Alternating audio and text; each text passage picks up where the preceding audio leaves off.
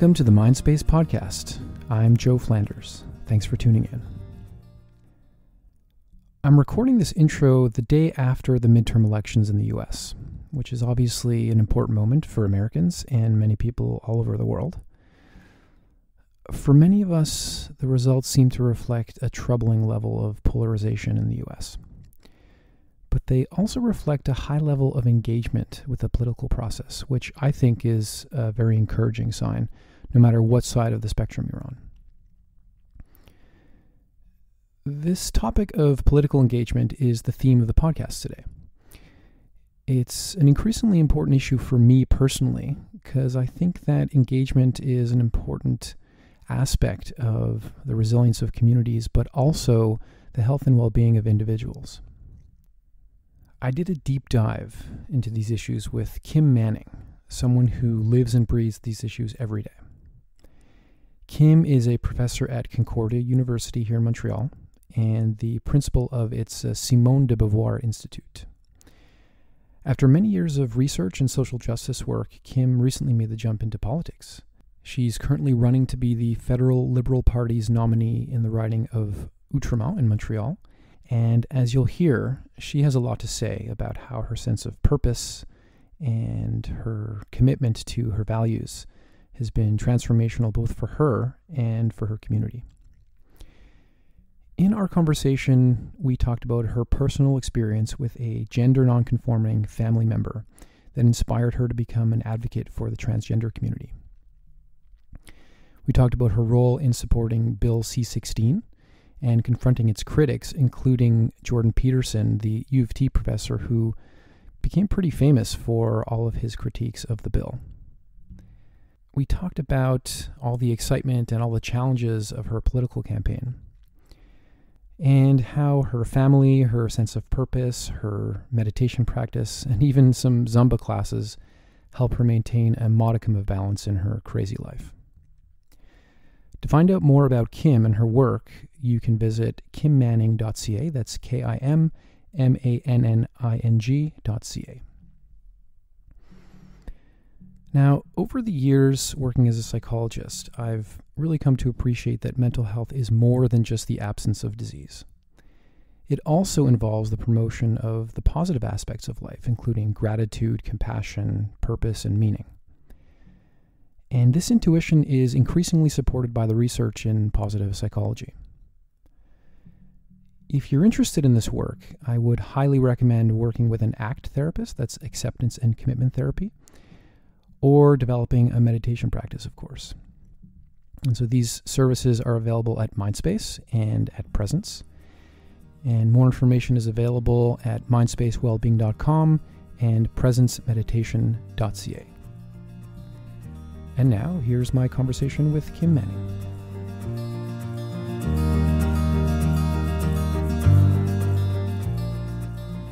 Okay, Kim, welcome to the podcast. Thank you, Joe. How you doing today? I'm doing great. Thank you. Good. Let's start by you just giving us a little intro into what you do and how you got into doing what you do.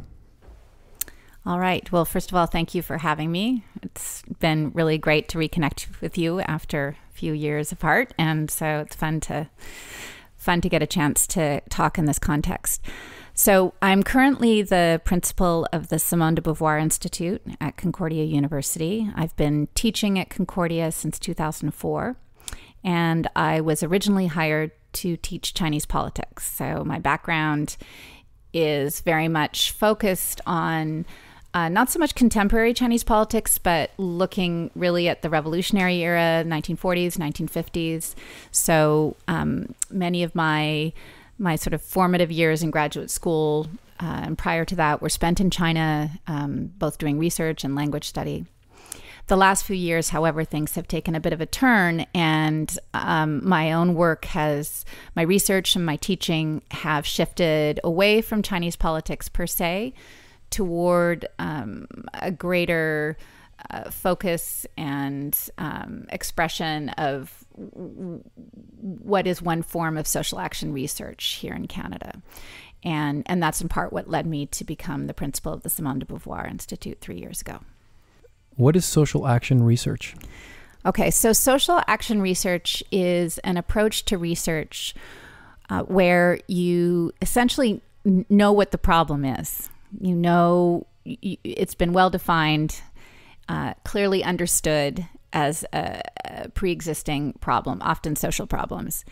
And the researcher, instead of trying to continue to define the problem and maybe a new theoretical understanding of the problem, actually enters research with the intention to transform. So it's a very different kind of approach from the idea of the researcher as an objective external outsider. And there are many, many different forms of social action research. And in my own approach and in the work of the folks that I've been working with over the last few years, there's been both a highly personal dimension to the research, as well as a real commitment to activating new bodies of knowledge and new networks, and also organizational kinds of approaches to transformation. And specifically, the work that I've been doing has been very much an allyship with the LGBTQ and the transgender community. Yeah, so I would love to hear about all that stuff, but I think for the purposes of this discussion, maybe we can get into the personal side of that. Okay. And this transformative experience you had over the last few years. Mm-hmm. So, I mean, one of the neat things for me about reconnecting with you is that when I took the MBSR course back in 2011, I was literally just coming in. I just applied for my first grant related to, in particular, to parent advocacy on behalf of transgender children, and so I kind of knew you in this sort of this moment of transition for myself. And I remember getting the grant that June, and it was also at the same time my family had moved to Outremont as well. For me, it was a highly personal shift that I was taking at that moment. A close family member of mine who was at that point in time very gender nonconforming and potentially transgender, and that really galvanized me when I was looking out at the world and looking at the very unwelcoming state of the world for people who are non-binary, not identifying as male or female, or who are transgender in the sense that they don't identify with the gender that they were assigned at birth. And so for me, that was very galvanizing and really prompted me to, in a sense, cultivate new allies and new friendships and new ways of trying to approach this problem. So instead of trying to fix this close family member of mine, really approaching this as this is actually a societal problem, and we need to fix society rather than this particular individual who I was close to. I'm not sure that this will be necessary, but it might be. I'm just wondering if you could clarify some of those terms. Okay. So you mentioned non-binary, right? Gender non-conforming, yes. Transgender, yes. There may be another one, and I have a feeling the nuance there is important. Yes, absolutely. So for individuals who are non-binary, again, they don't necessarily identify as feeling particularly like a woman or like a man. And their preference is to really not be classified as one or the other. And as you might imagine, that's still very, very hard in our world, which, as you can, almost any institution still requires an M or an F on all kinds of documentations. So that is a real challenge. People who are transgender, the term transgender is a much larger, wider kind of catch-all term. And it can sometimes be used in reference to non-binary people, but it tends to be used more frequently in reference to people who don't identify when they were born, the doctor said, looking at genitals, saying, okay, well, this is a boy or this is a girl. And then as that person evolved and grew, in fact, did not identify with that gender. So that's important. Now, being transgender doesn't necessarily mean you have medical intervention or surgery or any of this. It's really based on how you feel you are, who you are inside. And I think that's really important for folks to understand. In my work, we also talk about gender nonconforming or gender nonconforming expression or behavior. And that can mean that, lots of people can be gender nonconforming in all kinds of ways. It doesn't mean that they're transgender. It may mean that, for example, a 18-year-old guy going out to the club likes to wear skirts and lipstick, and that's a way of going to the clubs and dancing for the night. Doesn't mean they're gay, doesn't mean they're straight, doesn't mean they're trans. It's just a form of self-expression. So there are all kinds of subtleties and I think important distinctions in this world. But what we're finding, I think, and this is very interesting, is that in this cultural moment, there is more space. I mean, we're still living in a highly transphobic time, a time where it's still very, very difficult on multiple levels to be transgender. But things have changed enormously just in the last 6-7 years since we first met. I mean, it's the world has shifted, particularly in large cities, from when I first started entering this sphere. So that's exciting. It's encouraging. And yet there still remains lots and lots of work to do. And you can see that, for example, in the United States, there's been backlash underway with the Trump administration and all kinds of ways in which it's become more difficult again to be transgender.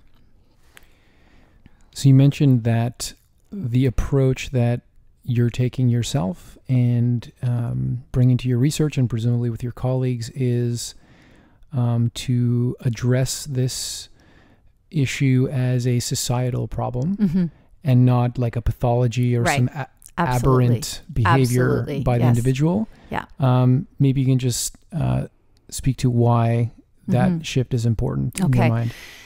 So, for a long time, as you probably well know, given your clinical background, gender nonconforming behavior, transgender individuals were largely treated as symptomatic of some kind of having mental health issues, right? That they needed to be treated for as if they were in some way mentally incapacitated.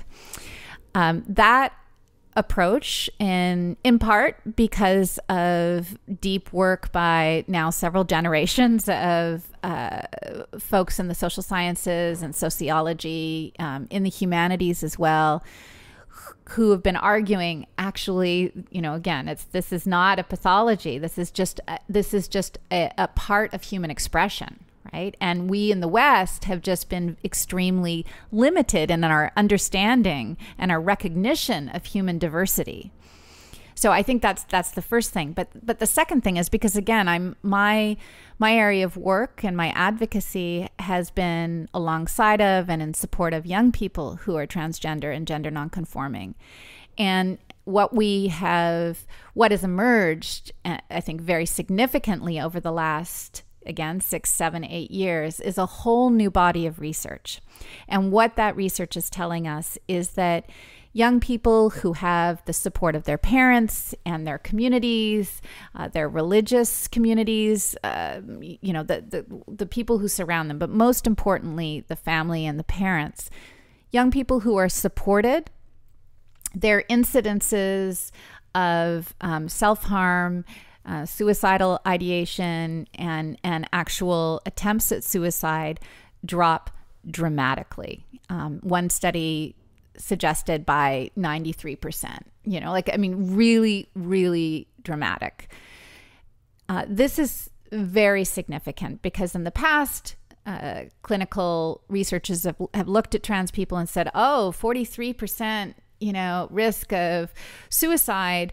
Wow, something's really wrong with this whole population. Well, again, that's not individually, that's not internally generated. That's in response to the stress of living in a deeply transphobic society.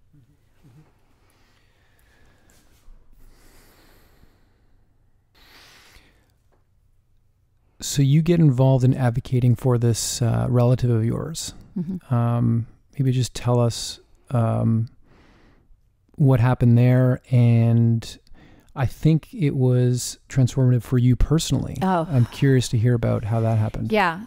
So in many ways, there were a number of things that personally were happening for me over the last few years as I was supporting this person who I'm very close with.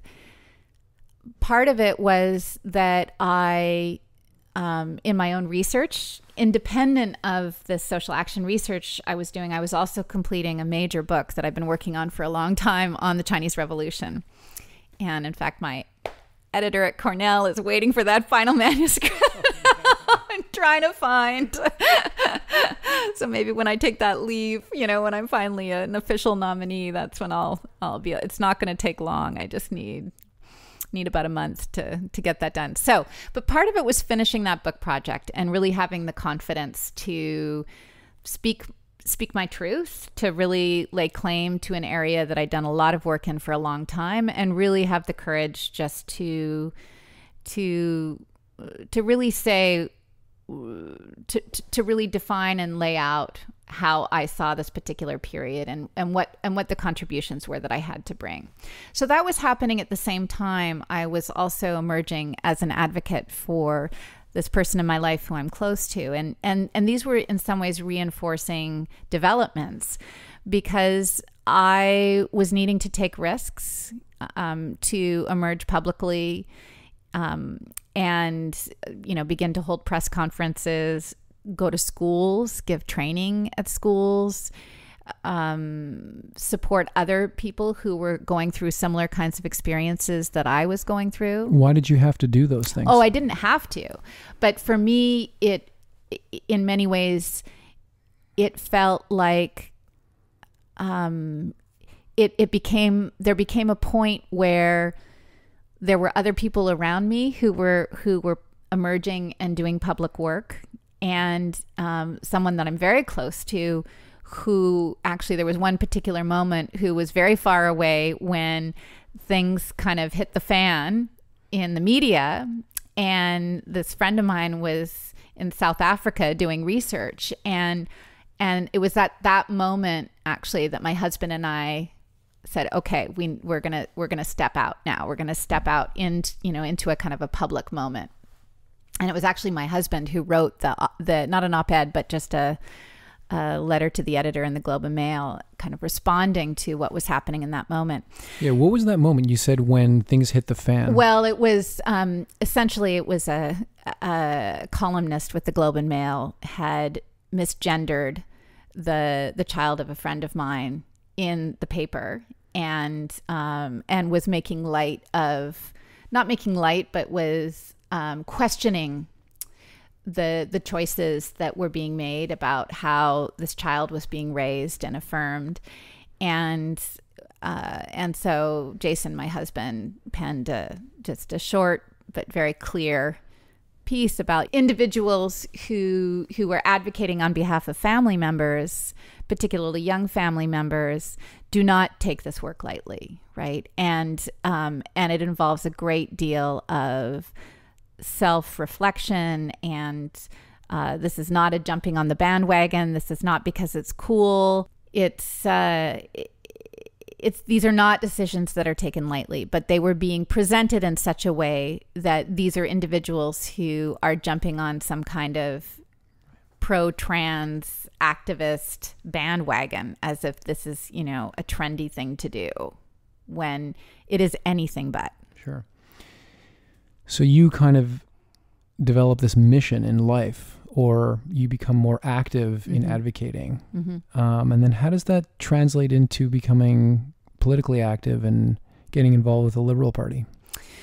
So, again, different streams happening at the same time. So 3 years ago, I became principal at the Simone de Beauvoir Institute. And for me, when I came into that role, and I think one of the reasons I was asked to step into that role was because of the emerging advocacy that I was doing and the way in which my research had been shifting. When I came into the role at Concordia, though, for me, what I really began to see was that I wanted to continue working alongside the transgender community, and I have continued to do so, and I'll talk a little bit about that in a minute. But I also really was recognizing how many of the issues that I care about are so deeply intersecting. That there's this. It's the idea of one. For example, rights-based approach, which I have also been very active in terms of addressing some of the needs of the trans community. In fact, there's so many other issues that compound how many different trans people experience the world. And in the case of, my family and the person who, I've been striving to protect, in many ways they have a lot of resources and support that many other people don't. So for me, it became a kind of a moving into a kind of opening up the advocacy and really working my way into thinking about equity and how to make, in my role at the Simone de Beauvoir Institute, how to use that role as a way to help the university to open up and become more affirming from a wider understanding of equity, right? So I've been doing a lot of work around race and all kinds of other issues that intersect with this original advocacy, but don't necessarily always align just on that one hue to that one issue. So that was happening.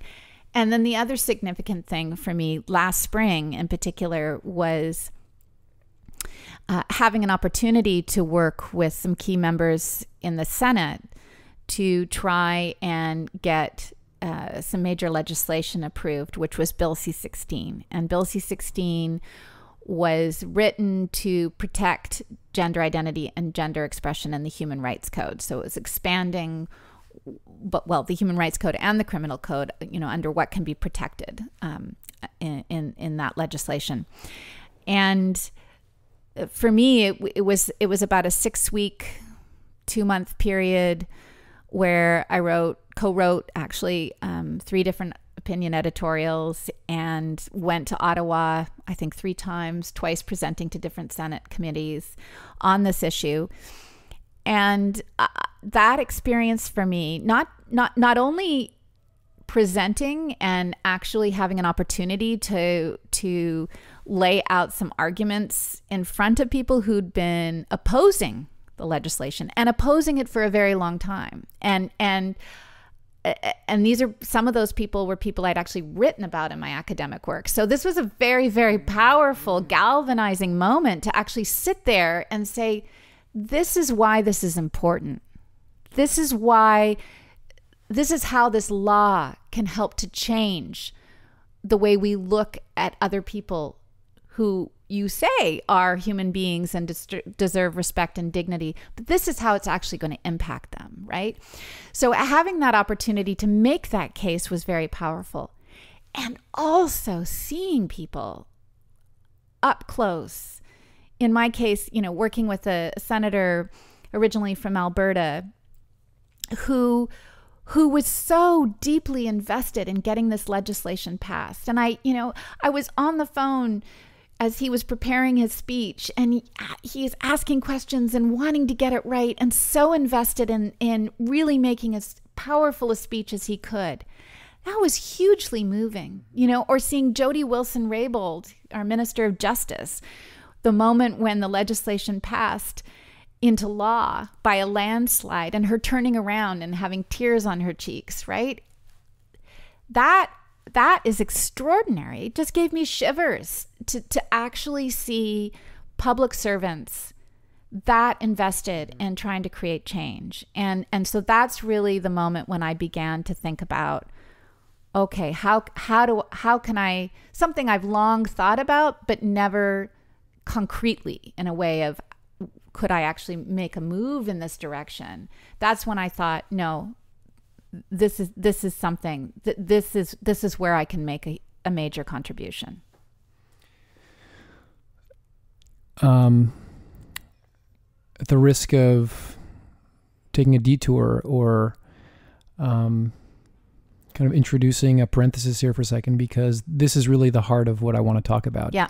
The sense of purpose that moved you into this new role, even though you have a great career and you're reactive and maybe even at the peak of your academic success, making a major life change with a family and all that. But I just wanted to get your thoughts on this. So Bill C-16, if I'm thinking of the right legislation, became a very hot topic in the media. Yes. And if I'm, again, getting this right, it was particularly a critic of Bill C-16 that made it very public, and that's Jordan Peterson. Yeah.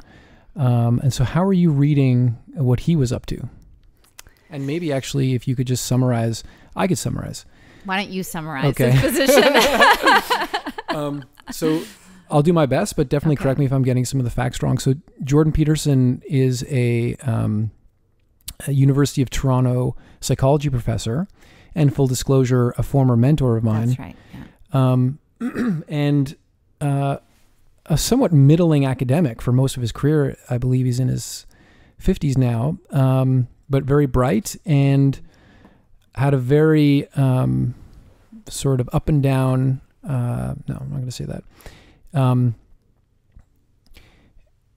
For reasons that aren't totally clear, he heard about this legislation and decided it was very important for him to fight it.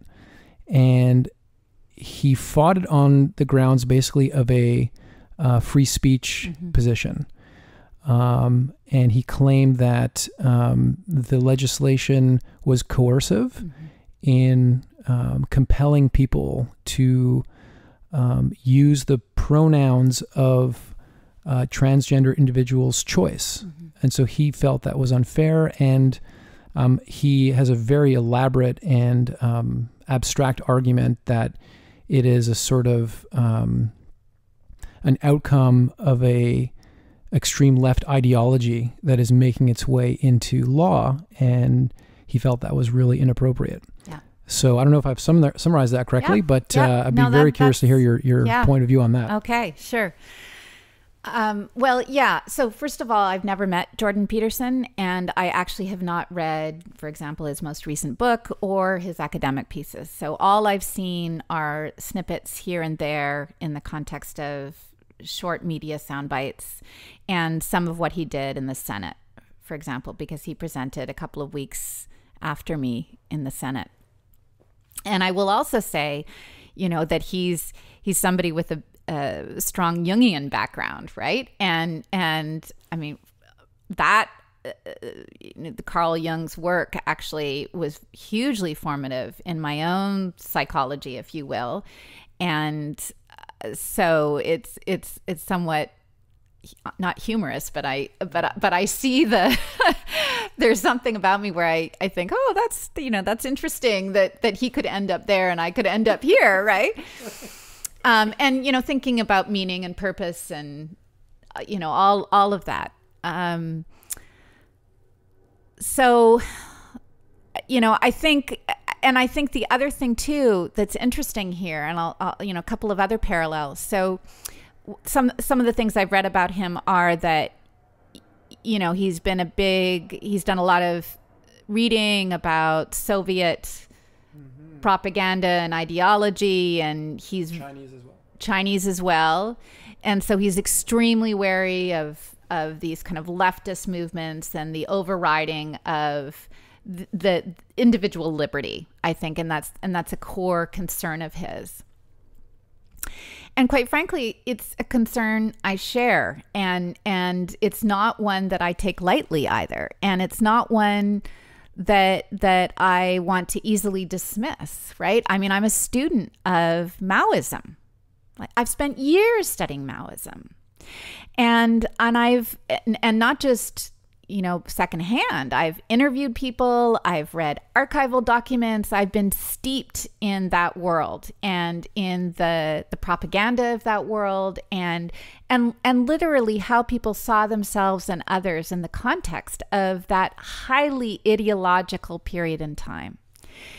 And it's not something that I think we should be striving to reproduce in any way, shape, or form in terms of the way it does close down our capacity to engage with one another, to have dissent, to be creative, even as there was a certain passionate expression and there was an intention to create a better society, certainly. And I don't want to undermine that aspiration either, because that certainly was there. But how that all came into being was deeply flawed, in part because of the increasing rigidity and fear-based nature of the campaigns that were underway. This is something that, and I've talked about this before, actually, in the context of another interview that I did a few months ago. People would be surprised, and maybe Jordan Peterson would be surprised to know that among my colleagues in women's studies, we talk a lot about how do you maintain a classroom how do you create and maintain a classroom in which people feel like they feel comfortable, they feel like they can engage, but where the idea of creating safe spaces doesn't mean shutting down the possibility for talking about difficult topics, right? And I think that's one of Jordan Peterson's fears, is that in effect that you're saying, okay, well, this is a no-go zone and that's a no-go zone and trigger warnings, and how is it there any way that you can have an engaged intellectual life in that context? And so, this is a constant, and we do pedagogy retreats every year at the Institute. This is something you return to and return to and return to again. It's one of the things I love about the work at the Institute. However, we have both, whether you think about in the context of parliamentary rules, for example, how civic discussion takes place in the chamber, how you refer to people. Actually in that form, there are expectations about how you address one another. And in our daily life, and guided by law, we have expectations about how we're going to interact with one another. So a professor cannot, for example, call a student honey pie because, they think it's a cute name. Right? There are actual guidelines about how we can refer to one another, and there are forms of address that, if repeated over time and with malicious intent, yes, can be seen as a form of harassment, for example. But that's a very rare situation. It's very rare. And we're not, that's not what we're talking about here. What we're talking about is providing people with a sense of basic dignity and respect, which again is what we have codified for ourselves and each other in all kinds of forms and changes over time. And that's the part of the society we live in. So to me, this is actually a very reasonable, and not just reasonable, it's part of how we create a society in which we grant each other dignity in the context of our interactions. So I'm feeling the passion that we talked about before, and I really appreciate it, and I'd like to dip into it a little more. Yeah. And thanks for going to the Jordan Peterson thing. It's very controversial, and I know a lot of people wouldn't touch it with a 10-foot pole because it's, So there was that turning point after your political engagement and seeing how many people in the political arena care. So what did you do?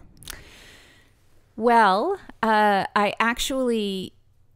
well, again, and this was the other thing that was extraordinary, because I approached somebody in the Senate who I'd been working closely with, and he had said, I'd really love to see you step into politics in one shape or another. And I said, well, I've actually been a little bit more to the left here, right?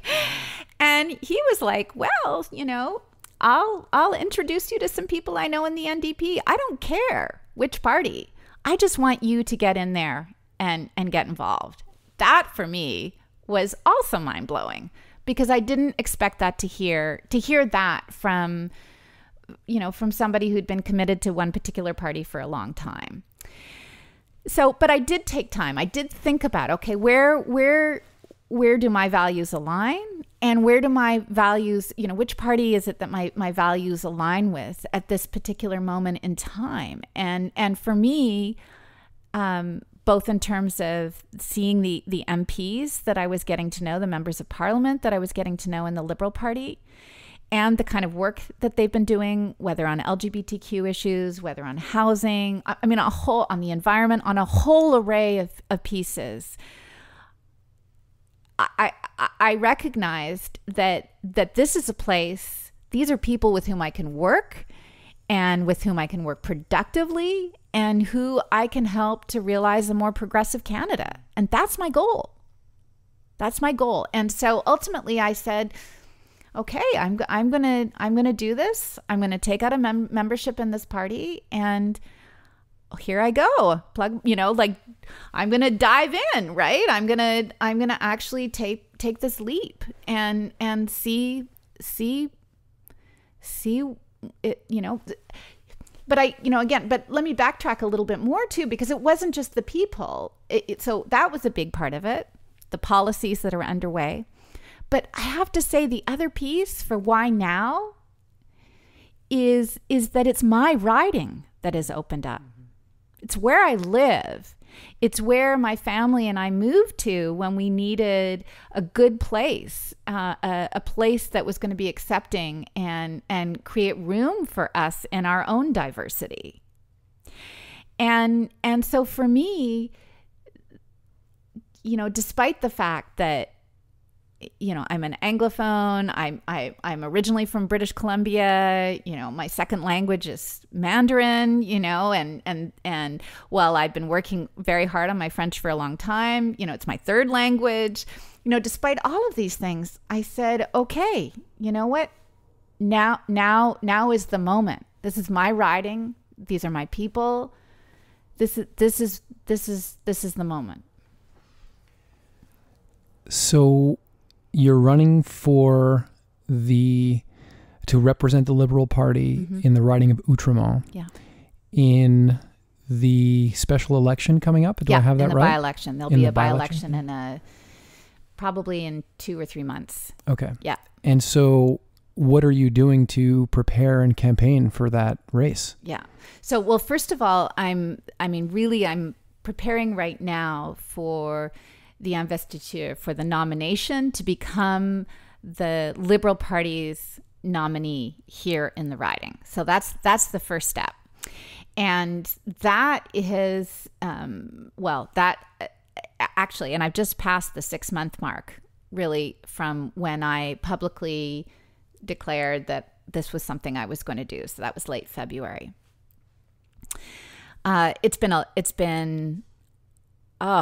It's hard to know where to begin, because it's been such a huge project and nothing that I could have anticipated when I started. I knew what I wanted to do. I knew that I wanted to have an engaged, participatory, open process, one that aligns with my values, that places equity and inclusion at the heart of the work.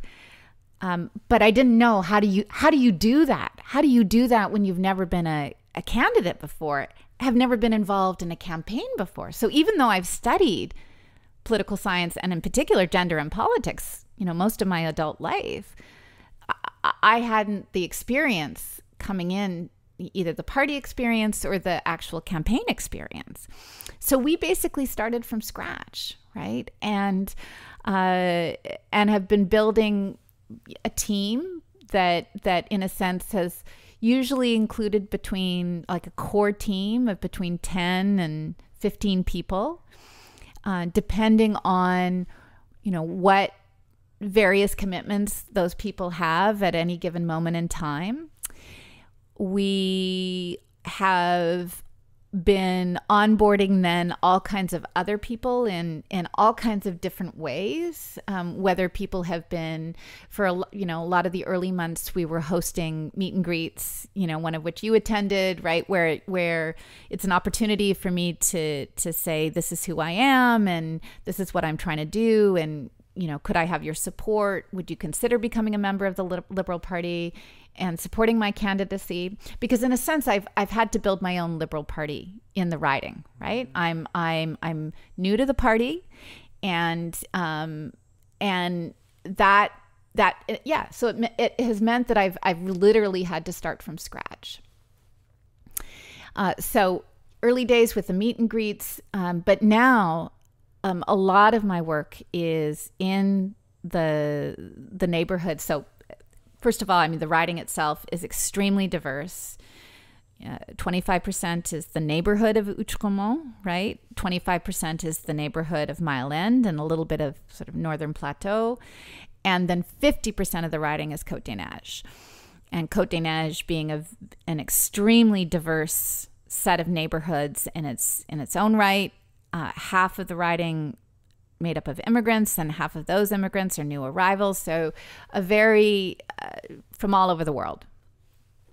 And so for me, this over the course of the summer, it's been finding ways through connecting with community organizations, going to events, but also trying to find ways of actually developing relationships with people, of getting to know people at a deeper level, to understand what their lives are like and what kinds of, both needs that they have, what they're looking for in terms of federal representation, but also what they bring to the table, and that's where the engagement for me has become so exciting, because there are a number of people who have gotten involved in the campaign, including from Côte des Neiges, who've never been involved in political work before. Mm-hmm. And so that to me is extremely gratifying.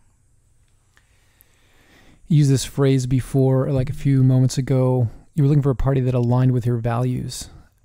I kind of have the impression from watching you go that alignment is a huge thing for you. And I feel like it's even...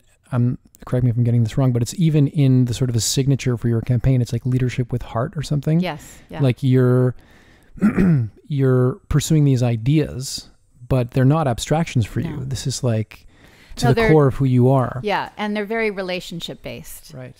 Right. So that's a key piece for me, is because for me, good leadership is yes, it's about listening, it's about understanding, but it's also about creating contexts in which people themselves can become activators and can create new possibilities for themselves, right? I feel like I am succeeding when the people around me are fulfilled and engaged and self-actualized, if you will. And that's tough. It's tough in neighborhoods like Côte des Neiges, right? When you're dealing with potentially difficult housing situations, when you've been trained for one form of work and you're not able to get a job because of maybe language issues, where you've got family who are in another part of the world, that's a hard call, right? But if there are ways in which you can be bridging some of these pieces, that to me, if people can really come into their own and feel like, yes, I can make a good life here. Wow. Right. So this, of course, is an area I'm very interested in. I mean, I do feel like I'd love to talk politics with you and leadership even for hours. But I think I know more about well-being, and I'm really curious about how that alignment that you have achieved so well, what that does to your state of mind. We were chatting before we started recording, and you had a hectic day and probably a hectic week and a hectic summer, and like you're basically always on the go. It must be incredibly draining. It must be incredibly stressful, but you're smiling and you're excited. It's just unbelievable. So I should also say that you're a meditator, and so there's going to be probably a pretty high level of awareness of how your energies and your moods are going to be evolving. So maybe just speak to that a little bit. Yeah. So, one of the things for me, well, first of all, so yes, I'm a meditator.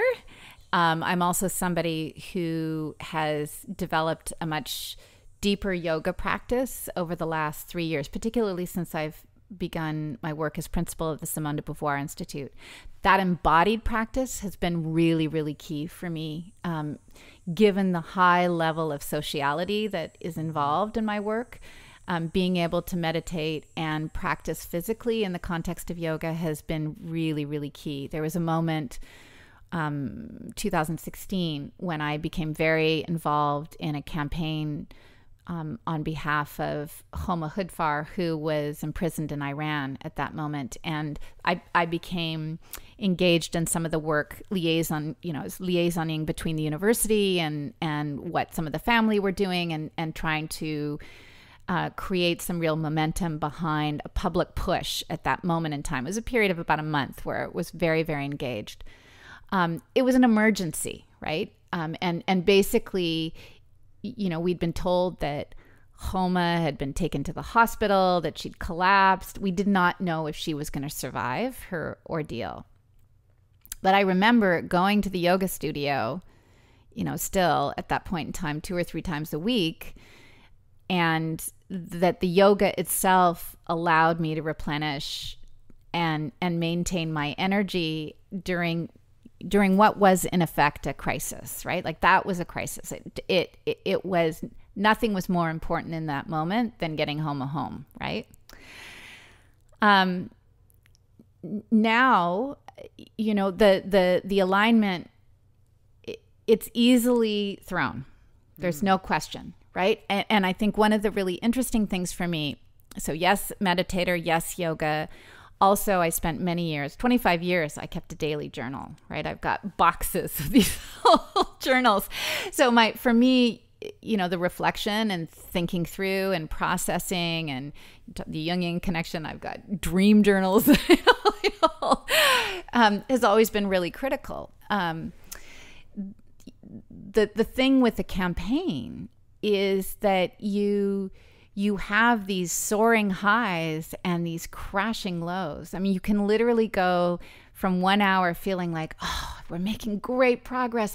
We may have a chance at this, to, oh, we're never gonna do this. We're never gonna make it. So for me, a key part of maintaining my capacity to continue at the pace that I am is finding ways to be able to ride these peaks and valleys of campaign life, right? And again, you can be feeling like, oh, again, very excited and things are looking really good, and then something happens and we're never going to get there kind of feeling. And so that's something I think that's a part of anyone's life. It's just more exaggerated in the context of a campaign where the odds are so, not the odds, but the pressure is so high, right? And you're working with a group of people who are all invested on a volunteer basis, right? And you're carrying them as well, but they carry you too, right? And that's one of the beautiful things about doing this work is, at least with the people that I have been working with from the beginning, is this real commitment, I think, to each other and to caring for one another. And there have been moments where some people have had to step back because of other things that have emerged, or family or work or whatever, education needing to go on, and that, you know, making space for all of that, and making space for me when I also need to recover too, I think is really key. So alignment, I think, from that perspective, is keeping that sense of perspective. The other piece, though, I would say there are two other pieces that are really important. One is that alignment for me means alignment with that the work I'm doing now, I see as a deep commitment to the realization of strengthening community. And I don't mean this in some kind of like throwaway line. I mean that that's the basis of my work at Concordia right now. And my hope is that regardless of the outcome of the nomination or the by-election, that the work I'm doing now will strengthen my university work. For example, if I continue on with that in that context instead of in Parliament. But if I have the privilege of going into Parliament, then to me, that community building, the work we've been doing, there's already a basis, a really significant basis for deepening that work. The third thing I would say is that for me, a key piece. So over the course of the summer, I have connected with some folks in the Filipino community primarily, who participate in Zumba classes in church basements and community centers. I became aware, I was at an event at one point, became aware of some music coming from down in the basement. I said, what's going on? Oh, somebody said Zumba. And I said, well, I've done Zumba before. Maybe can I come? You know? And from that first class, I began to connect with people.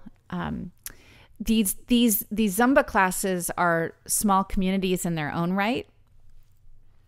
They're extremely they're communities that are extremely supportive of one another. They celebrate birthdays. They mark the deaths of relatives, people visiting from outside. Lots of food often posted. You know, so here you sweat your butt off for an hour, and then you eat all this incredible Filipino food that. But they're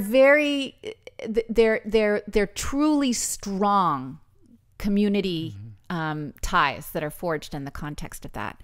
But it's also intense exercise, right? And for me, dance has been another, my whole life, you know, dancing has always been a way to connect with joy and sometimes euphoria, right? And for me, these Zumba classes, that sense of community, the music, it's been a breakthrough for me personally, and it's changed me in terms of, in the sense of taking risks of, yes, I'm going to screw up these dance steps or look silly when somebody pulls me onto the stage and I'm, you know, up there shaking my butt, and, you know, but it's a way for me to be vulnerable, and I think that's really key in this work of alignment, and being open to people, and really being able to hear who they are and where they're coming from, and how we can connect on the basis of that. So one thing I'm seeing a lot in my practice and working a lot with in my practice is, of course, it's very important to get cardiovascular exercise and, you know, maintain good relationships with, you know, loved ones. And, you know, there's lots of problem solving to do at times around that. And meditation has become something that people do on a regular basis to stay sort of mentally fit. But what has occurred to me in doing the work that I do is that in some ways it's not enough to solve problems. It's not enough to, so taking meditation as an example, it's not enough to undo the bad habits that we have, that we've developed, or it's not enough to undo the mental bad habits that we've developed. It's not enough to take care of the different pathologies we have in our relationships or in our own minds or whatever, that there's something missing from true well-being, and that is having this deeper sense of purpose. Yeah. And I love this quote from Nietzsche, who said, "He who has a why to live can bear almost any how." Yeah. And so that's one of the things that really intrigues me about what you're doing, is that you have a very strong why. And with respect to your comment about riding these waves, these ups and downs, and the relationships you have with people, you guys are all working towards something very deeply important to you. So I'm just wondering how that, what your take is on that, and how the sense of purpose is affecting your life and your relationships and your family life and your energy levels and all that kind of stuff. Thank you. Thank you for asking that question, because as I have deepened into this work, the question of purpose has actually clarified for me. And I think for me, actually my whole life, I've always seen presenting myself for politics as my ultimate purpose, as for me, where I can be of most service. And I've tried other ways to be of service, teaching and doing research and my parenting, and there's all kinds, being a good member of the community. On all of these other things have great meaning for me. But for me, ultimately, what I've realized is that for me, myself, because of my personality, because of who I am, I feel like I can be of greatest service if I am in a role where I can be working with people in a capacity as a member of parliament or a legislature, to be actually doing that work. To me, that's my highest purpose, I think, at least at this moment in time. And as I've said, it may not play out, but even in the striving for that, there's deep meaning. And truly, for me, whether it's the Zumba classes or whether it's being in a mosque for the first time, as I was in June, I have had moments of it's almost radical vulnerability, and that, to me, there's that sense of aliveness, and it's just a tremendous gift for me. And I also see how people respond. So the more I've committed to this path, the more the people around me and the people who are coming to me, I'm meeting extraordinary people in all kinds of communities. So it's like the more alive I become, the more I'm interacting and finding and opening up to these other people who are extraordinary and doing extraordinary things with their lives. And their higher purpose is different from mine. And wow, look at what you're doing. And isn't this extraordinary? And, and even in my closest relationships, yes, this is hard, right? My kids don't get to see me nearly as often as they did before I started this journey, right? 6 months ago. And there's no question it's hard. It's hard on my husband too, right? It's hard on the kids. And I could talk more about how we manage that whole piece, because that's a whole other, and I think it's more of a political question, actually, of how you do something like this. And it's, again, reflective of the kinds of systems I want to change around who can actually go into politics, who can make these sort of these attempts at radical vulnerability, if you will. But I will say that the more I've invested in this work and committed to this work, and the happier I've become, the more alive my relationship is with my partner, and with the other people around me.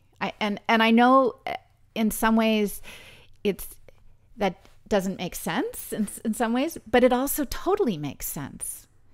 And it just affirms for me that, the guy I married 20 years ago, is really my right partner. in that, you know, if the more alive I become and the more alive he becomes, that there's that connection and mutual support, even 3 children in and several houses and, you know, all the moves and all the, you know, the various travails of life, right? So that's really extraordinary too. Yeah, that you talk about feeling alive and all this work giving back in so many ways. You also use the word vulnerable quite a bit. Yeah. And I sort of get the impression that we all want that alive feeling, but it does require commitment. It does require taking a risk, and it does require moving out of your comfort zone and making yourself vulnerable. Yeah. And that's not always easy for people. But when you have that deeper purpose, it gives you the why to bear the how. So one of the people who, for me, I mean, as I began my journey, you know, again, 7 years ago, and then 3 or 4 years ago, when I, you know, my book and all of these pieces, becoming an advocate, coming into the public arena, it was only after that I actually started to read Brené Brown's work. Right. And for me, Brené Brown's work really for me was, this is what I've been doing. This is what I've been moving into, right? And so but her work is also inspiring because it reminds me of when times are hard and you're questioning yourself and you know, feeling badly because things are hard for whatever reason. For me, it's a very inspiring model and a way to remember that, you know, vulnerability is actually, or that sweet tenderness, as somebody said to me recently, is really the core of who we are. And if we can find ways not to protect it and shield it off from the people around us, but nurture it in such a way and let it open, let the light and the air in, right? That's where we grow, right? That's really where we grow. Well, this has been a really interesting conversation. We have, I think, both of us some more mundane concerns to get to. Children to attend to. Children and partners needing us and that sort of thing. Exactly. So why don't we wrap up? But maybe you can just tell us how we might learn about the work that you're doing, and that could be the academic work or information about the campaign. Sure. How do we find you?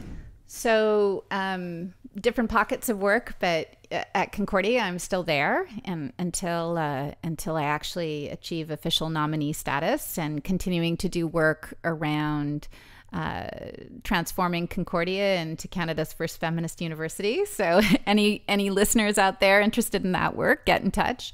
And of course, the campaign work. And if anybody who's listening would like to find out more, my website is kimmanning.ca. Send us an email. Let us know how you'd like to get involved. We'd love, you know, this is where we're growing very, very quickly now, and we need all the support we can get. So thank you. And thank you, Joe, for having me on and getting the opportunity to have this conversation. Like I said, I don't get a lot of chance for reflection right now. So this is a way for me to also think about how this is all coming together and why it's so important at this moment in my life. The pleasure is all mine. So thanks a lot, and good luck with all these projects. And I'll talk to you soon. Okay. Thank you. Okay. Bye-bye.